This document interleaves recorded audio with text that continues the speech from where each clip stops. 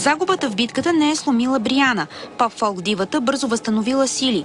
Помагат и разкрасителните процедури в фризьорския салон, който тя нарича свой офис.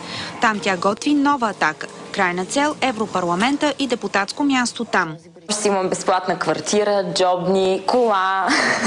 Какво ти е мнението, например, за Шенген и за еврото? Има време, както казах, ще говорим друг път, така че да има повод да се видим пак. Решила да опита в Брюксел, защото в Левски не й провървяло. За кметица е поискали едва 55 души, а броят на приятелите й във Фейсбук надвишава 1870. Сега в родното й място ще има балотаж за кметското място и Бриана признава, че е ухажвана, за да прехвърли гласовете си. Те са достатъчно умни, моите избиратели, да преценят за кого ще гласуват. В Левски обаче се броят на пръсти хората, които знаят, че Бриана е била кандидат за кмет. Политическа агитация за нея в града никога не е имало. Всички ти викат, че било певица. Певица ли? Каква ли аз?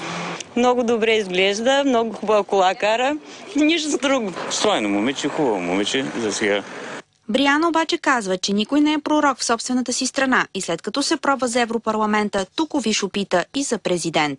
Мога да кажа, Кристалина Георгиева, чакайте ме, идвам. За BTV новините Елица Попова.